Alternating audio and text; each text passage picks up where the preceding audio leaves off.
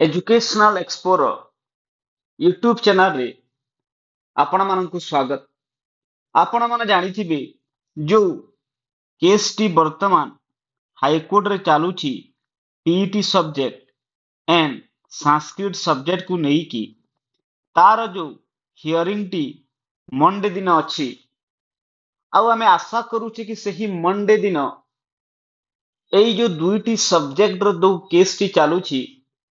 तार जो final judgement final verdict Monday दिन आसीजिवो। जदि आमे देखिबा ए जो केस टी केते नंबर रे लिस्ट हेइची आ कोउ समय रे एहार हियरिंग स्टार्ट हेबो देन आपण माने जानिथिबे एई जो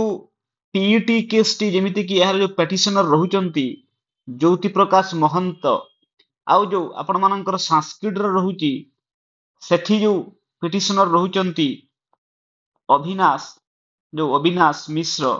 एई जो दुईटी केस रो हम जे देखिबा तार जो listing number serial number then एठी आपण माने देखि पारुथिबे तार सीरियल नंबर रहुची 53 जोटा कि पाखापाखि तीनटी केस को मर्ज करी कि आपण मानकर हियरिंग हेबो जोटा कि अछि 31778/2025 Sagarkar versus state of Odisha. तापर एठी रहुची आपण मानकर 16242/2025 अविनाश मिश्र वर्सेस स्टेट ऑफ ओडिशा। आउ एठी रहुची जो पीटी केस जोटा कि 31572/2025 ज्योति प्रकाश महंत वर्सेस स्टेट ऑफ ओडिशा। तो एई जो तीनोटी केस को मर्ज करी कि जो हियरिंग ता हेबो एठी आपण डेट भी मेंशन कराय कि देखंतु सपोज जदि within the time serial number हिसाब रे जदि ता लेट भी हैला एठी जो टाइम टी मेंशन कराय देखंतु कि the matter will be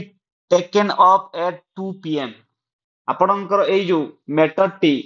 Monday दिन 2 pm रे लंच परे जो लंच ब्रेक परे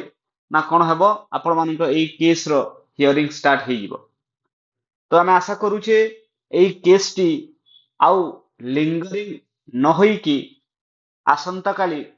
तार जो जजमेंट ता आमे एक्सपेक्ट करूचे आसी जिवो तापरे as per the judgement next course of action government नेबे पिला मानको पई भी ताहा कोन हेबो ना सेमने गुड क्लैरिटी पाइबे कि कोन होउची केस रे।